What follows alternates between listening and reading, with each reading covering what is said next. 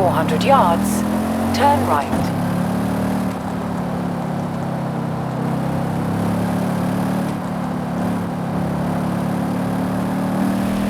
Turn right.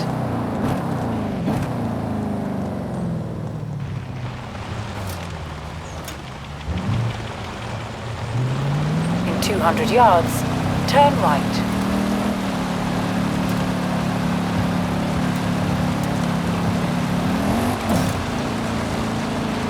Turn right.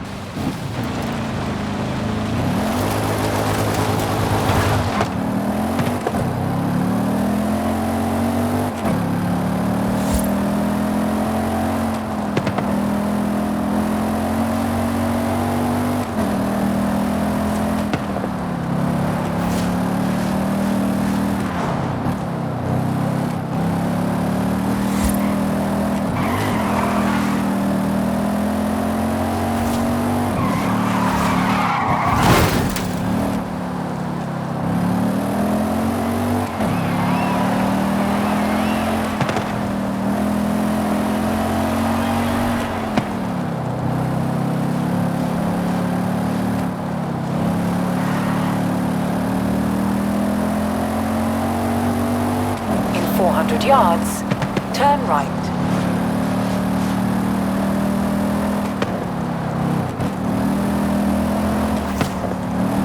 Turn right.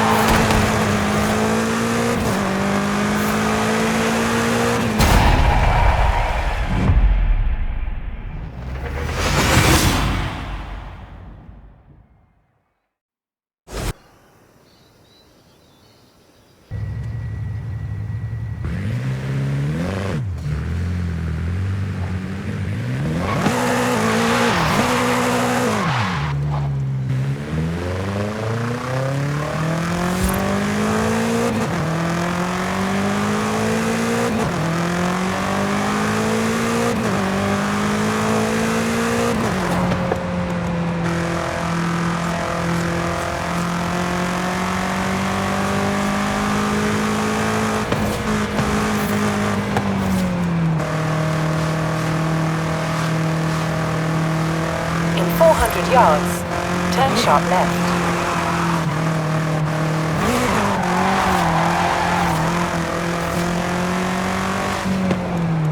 Turn sharp left.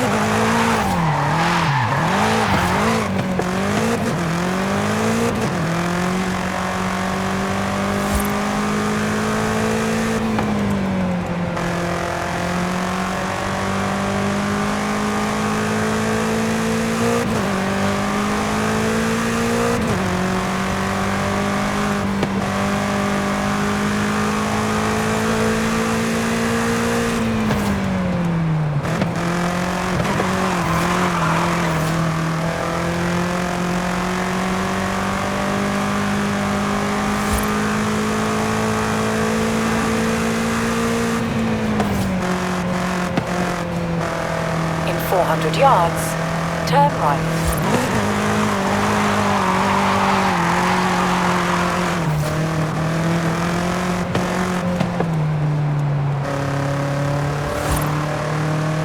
Turn right.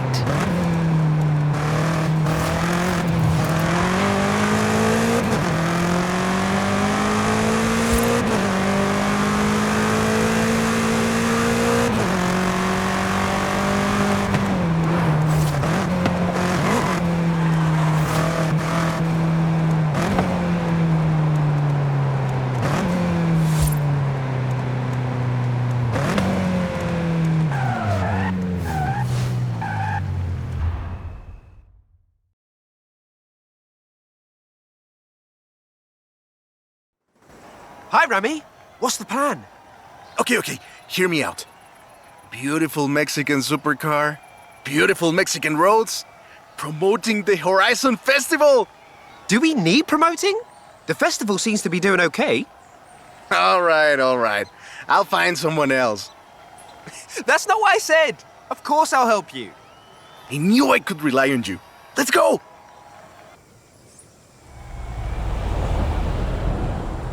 Whew.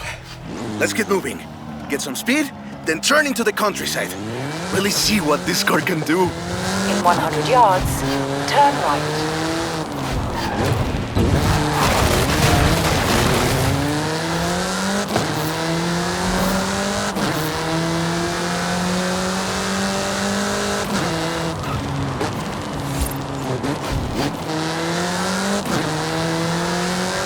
In 400 yards, turn right. You want to tell me about the car, don't you? I thought you'd never ask! So VUL is an abbreviation. It stands for Vehicles of Ultra Lightweight and High Performance. It was started by two brothers, Guillermo and Iker Echeverria. Yeah, great speed! But let's see how you handle some corners. The VUL 05 is a track-focused supercar, designed and produced in Mexico, but tested and optimized in the UK. I even think I saw one at the festival when I was over there. Less sightseeing, more going fast. We're driving the pre-production version of the VUL 05RR, the even more track-focused version. Somehow, the designers reduced the weight by 65 kilos and increased the power to nearly 400 bhp. Then they lowered the engine by 50 millimeters to drop the center of gravity and improve cornering. Impressive! They're pretty serious about the ultralight part. The 05RR even has an option for titanium bolts, saving another 4.5 kilos. What's the RR stand for?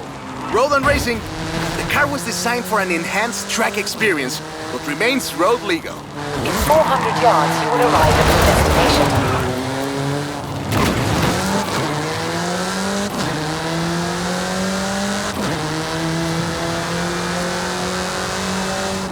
Perfect! There's a couple of other things you can help out with, if it's not too much trouble. You're never gonna let me live that down, are you? Call me.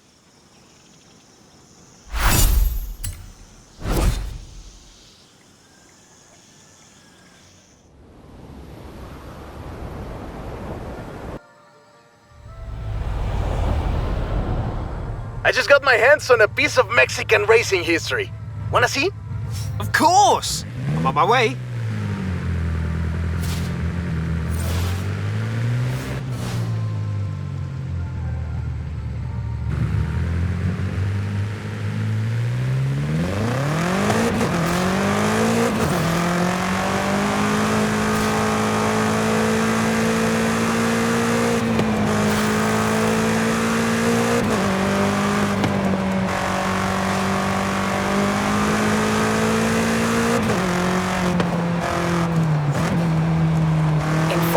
yards, turn right.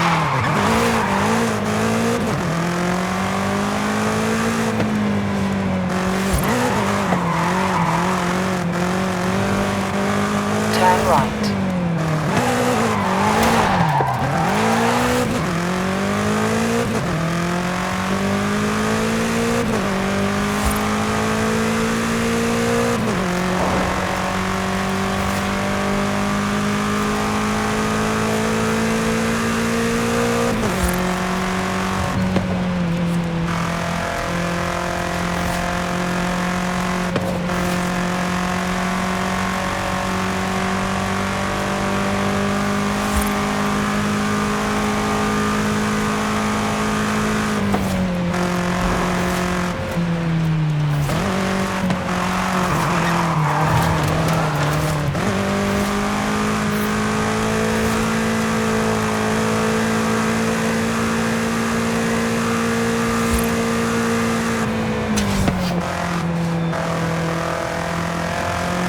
In 400 yards, turn left.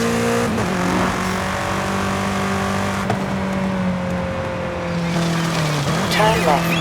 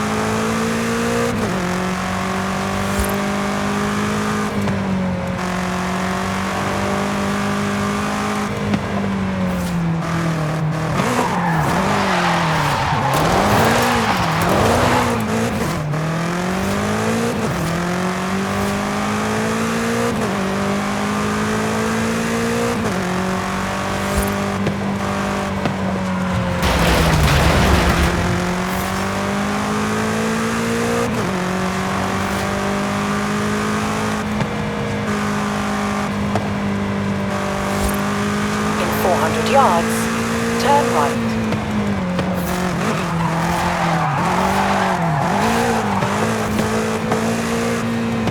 Turn right.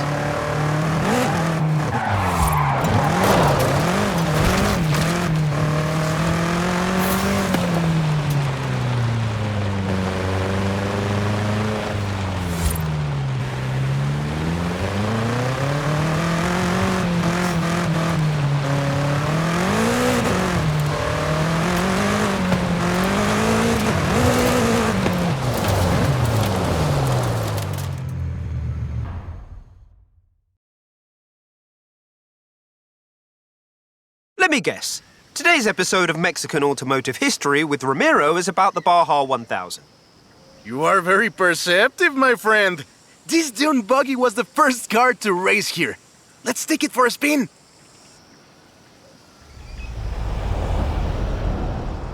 The Baja 1000 is probably the most prestigious race held in Mexico. Do you know how it all started? I assume the Myers Manx has something to do with it. Correct again.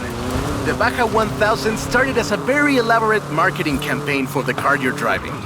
But let me start from the beginning. On the 22nd of March, 1962, Dave Eakins and Billy Robertson did the first real Baja run. They went from Tijuana to La Paz in 39 hours, 56 minutes on new Honda CL72 Scrambler motorcycles. So they probably were a bit sore afterwards. They got a lot of media coverage though. A year later, Myers started to work on a prototype buggy he called Old Red in his garage in Newport Beach. It was based on the VW Beetle, and it paved the way for what we know as buggies. Cars that are built for off-roading using the Beetle as a donor chassis. But I guess they wanted even more publicity because in April 1967, Myers decided to make an attempt at breaking Eakins' record. And it worked! Myers did it in 34 hours and 45 minutes, beating Eakins for more than 5 hours.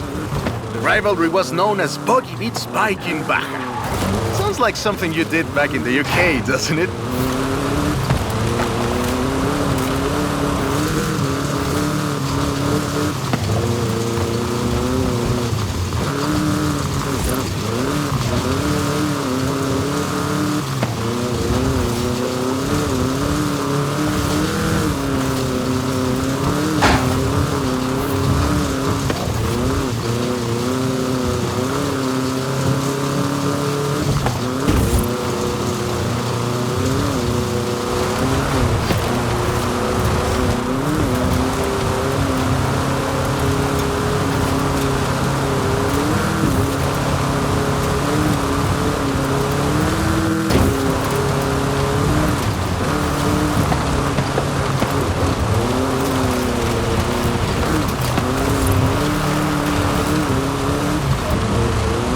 Myers-Manx became an overnight sensation as a result, and suddenly they were friendly races all across the Baja. It wasn't long before they realized they needed something more organized, and that was Mexican 1000. Guess who won the inaugural event? Myers-Manx? You're on fire today! Yes, in 27 hours and 38 minutes. The official race was 100 miles shorter than the original route, but it's still impressive. The Mexican 1000 was later renamed to the Baja 1000 and is run to this day.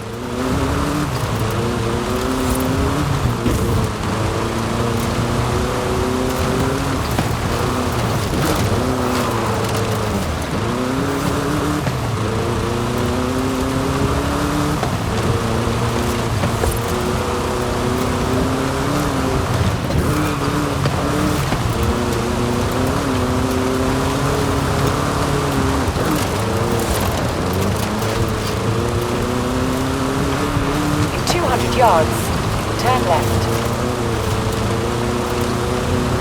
Turn left.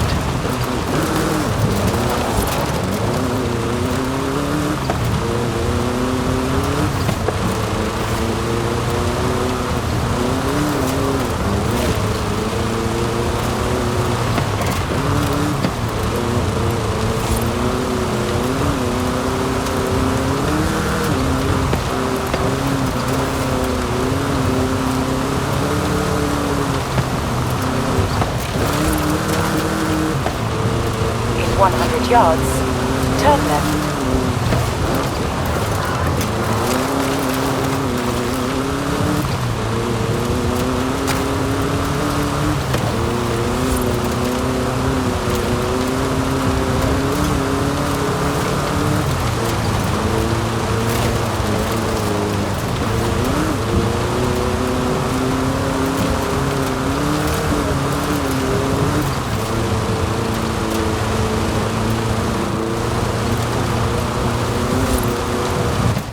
I love that story. My abuela used to tell it to me at least once a year.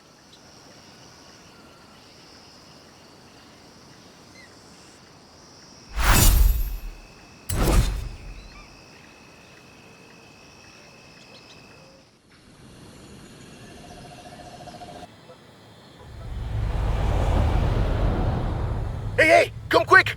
Papa Fernando needs your help! Okay. I'll be right there. In 100 yards, turn left.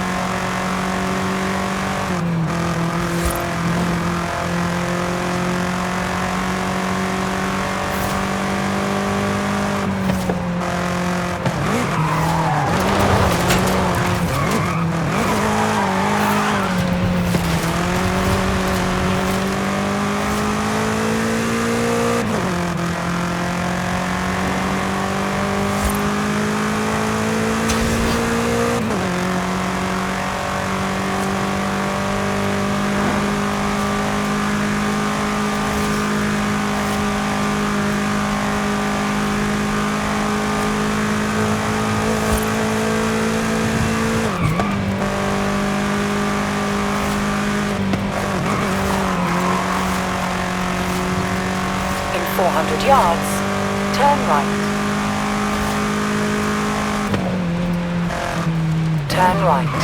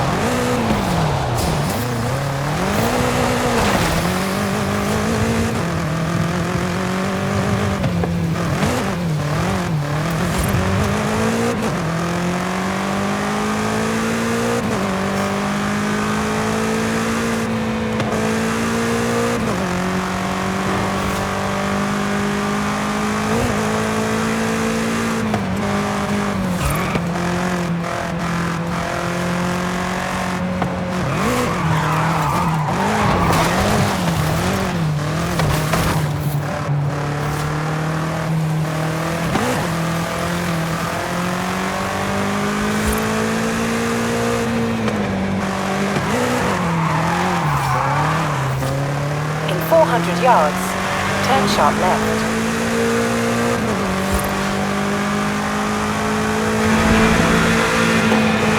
Turn sharp left.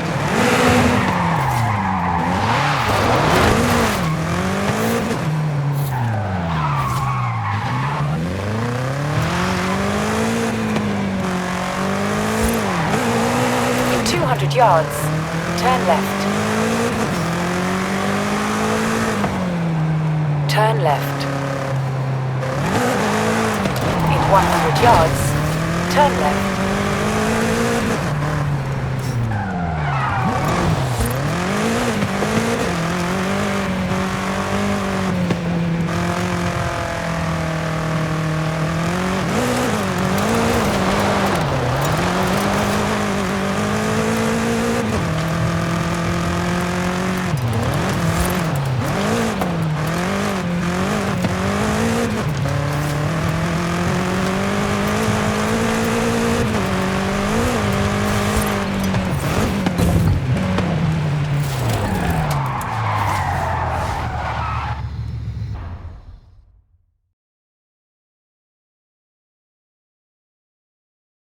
Oh, right. I get it now. To be honest, though, it was me who needed your help, not Papa Fernando. I can't fault that logic. Who are the other racers? It's this new street racing crew that's been hanging around. I think they're here to see what you can do. Let's show them.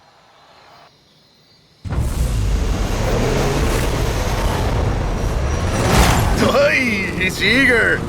But this isn't really a street race. There's no checkpoints, just a finish line. So keep to the route and get there first. Keep it up. We'll win this.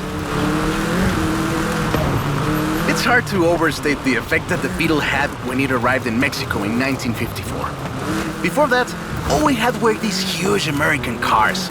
So this new European-style car with its shape and light chassis and those adorable headlights and an engine that anyone with a tractor could fix was, well, a complete game changer. They were so exciting that they were displayed at the Ciudad Universitaria in Mexico City, and there were lines to come and see this new car.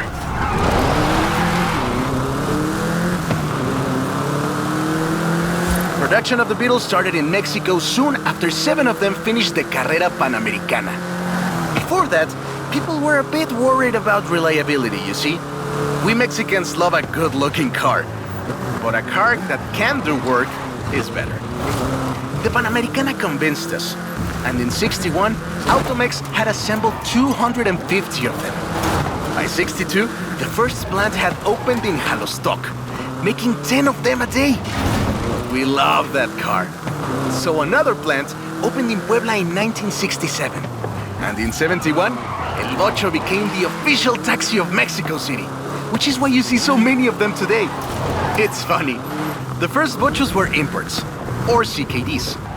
But in 1971, we were exporting them to Costa Rica and back to West Germany, Austria, Belgium, everywhere in Europe. It was a sad day in 2003 when the last Volkswagen sedan Última Edición rolled off the production line and went home to the Volkswagen Museum in Wolfsburg.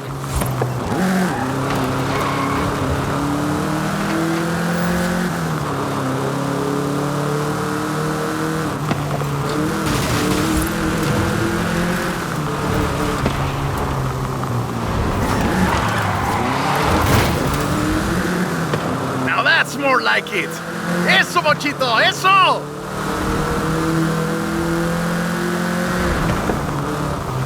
So loved was the Bocho that it eventually outsold the Ford Model T to become the world's best-selling car. And was the first to reach 20 million sales. Sure, other cars have staked their claim on that title in recent years, but none are so timeless and unchanged as the Bocho.